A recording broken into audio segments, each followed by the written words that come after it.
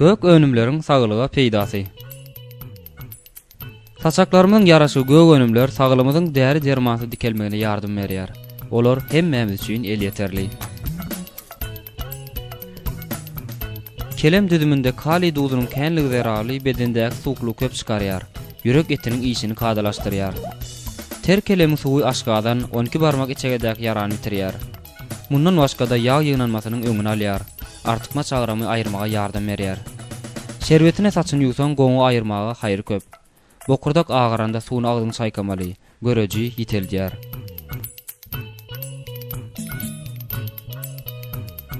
Suwuna ýumurtkanyň sarsyny goşup ýanyga çalsaň peýdasy gaçytyr ýetýär. Aşgadan içege ýarada onuň suwuna 200 mg nahardan öň bir aýlap 3 wagtyny içmeli. Böwrek ýürek kesellerinde 200 mg suwuna bir nahar çemçe bal goşup günde 2 edek kabul etmeli.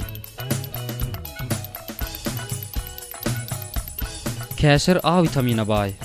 Muny ýygy giderli imek görejini gowlandyrýar. Gan aldykda vitamin ýetmezçiliginde giňden ulanylýar.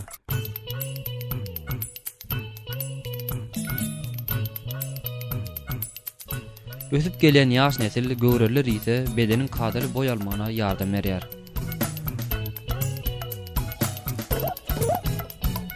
Mekkejowen, düdümine efir ýagy, vitaminleriň B topary, K, E, S köp. Onun gulpagy, dänesi gany duruzýar.